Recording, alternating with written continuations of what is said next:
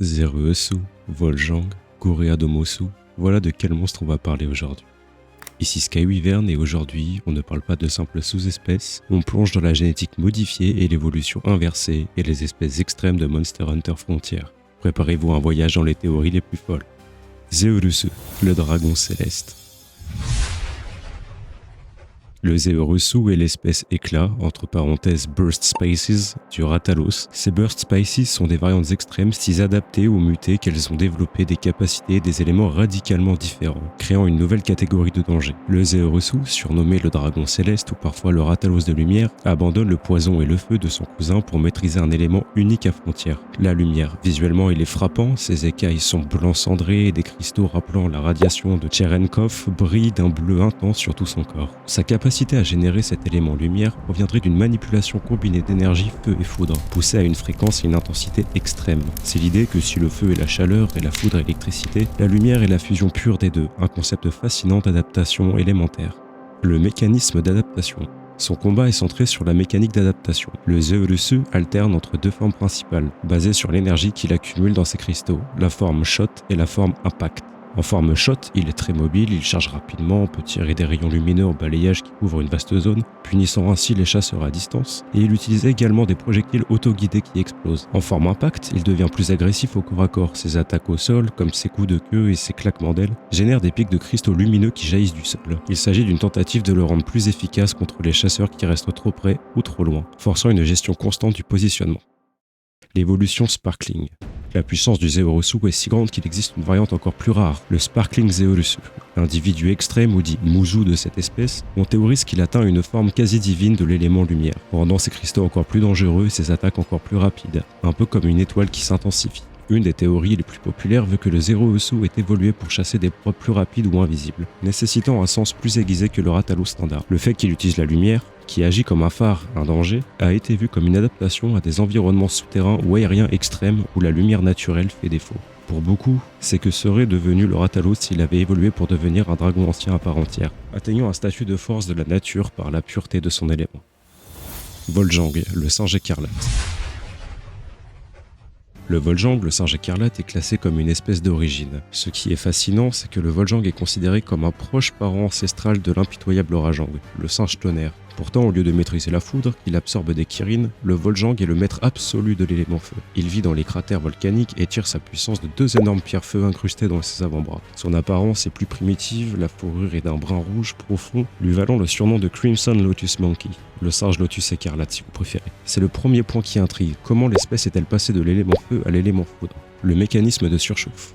Comme le Rajang, le Voljank devient extrêmement dangereux en mode enragé. Ses pierres de feu s'activent et il peut projeter des vagues de flammes avec ses coups de poing. Il utilise le feu non pas comme un projectile, mais comme une extension de son corps, un peu comme le Rajang utilise l'électricité dans sa fourrure.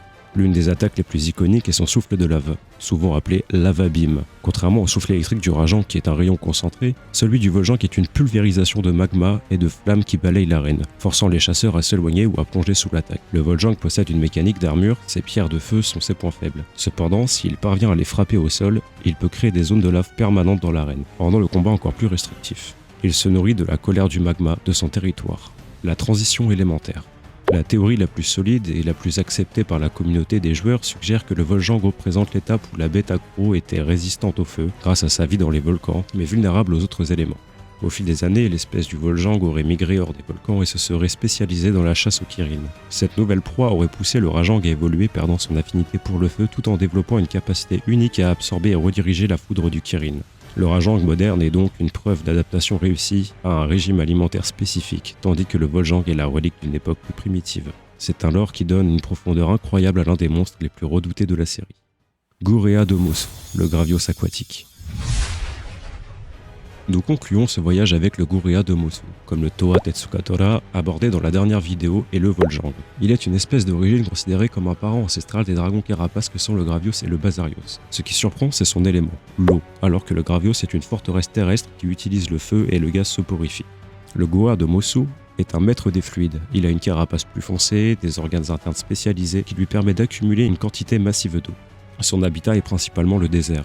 tout comme le Gravios, la question est d'où tire-t-il cette quantité d'eau? Les théories suggèrent qu'il a évolué pour survivre dans les zones désertiques en stockant l'eau comme un chameau, ou qu'il utilise sa carapace pour condenser l'humidité de l'air ambiant, créant sa propre source de fluide en milieux arides. Le Gouréa de Mossou utilise l'eau comme une arme, un moyen de défense. Il peut tirer des rayons d'eau sous pression si puissants qu'ils tranchent la roche. C'est un water beam, qui rappelle le souffle du Gravios, mais avec la puissance brute de l'eau. Il utilise également sa grande masse pour se déplacer, il peut accumuler de l'eau puis la libérer sous lui pour se propulser ou pour créer des vagues d'inondation dans l'arène, modifiant le terrain et gênant les chasseurs. Comme le Gravios, briser certaines parties de sa carapace est crucial. Une fois la carapace brisée, le Gouréa de Mossou ne libère plus seulement de la chaleur, mais une grande quantité d'eau qu'il peut renverser et affaiblir les chasseurs. Il peut également créer des flaques d'eau persistantes qui entravent les mouvements. La théorie principale voudrait que l'histoire de Gouréa de Mossou est une autre preuve de transitions évolutives. Les chercheurs pensent que l'espèce a initialement évolué pour maîtriser l'eau et peut-être pour survivre dans des environnements préhistoriques, plus marécageux ou pour éteindre des feux de forêt naturels. Avec le temps et l'assèchement des climats, l'espèce aurait migré dans des régions volcaniques, forçant une adaptation. L'organe de stockage d'eau se serait transformé en organe de production de gaz et de chaleur par la condensation, donnant naissance au Gravios et à son petit, le Basarios, qui maîtrise le feu, le sommeil et le poison. Le Gouréa de Mossou est ainsi la clé pour comprendre pourquoi un dragon carapace terrestre tire des flammes et du gaz toxique. C'était tout simplement autrefois de l'eau. C'est une révélation du lore qui montre à quel point les espèces de Monster Hunter Frontier sont importantes pour l'écologie globale de la licence. Conclusion.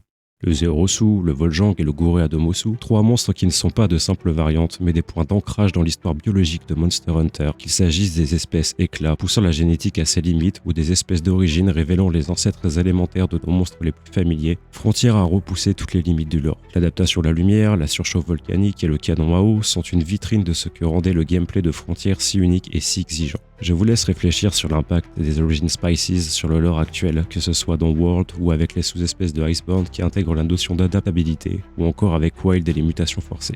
Quel est le plus grand choc évolutionnaire de ce trio selon vous? Dites-le moi en commentaire, n'oubliez pas de liker, partager, commenter et de vous abonner pour ne manquer aucune de mes plongées dans l'écologie des Wyverns. Rejoignez le Discord en première ligne de description, c'était Sky Wyvern et je vous dis à la prochaine pour une plongée sur 3 formes zéniths de monstres emblématiques de la licence.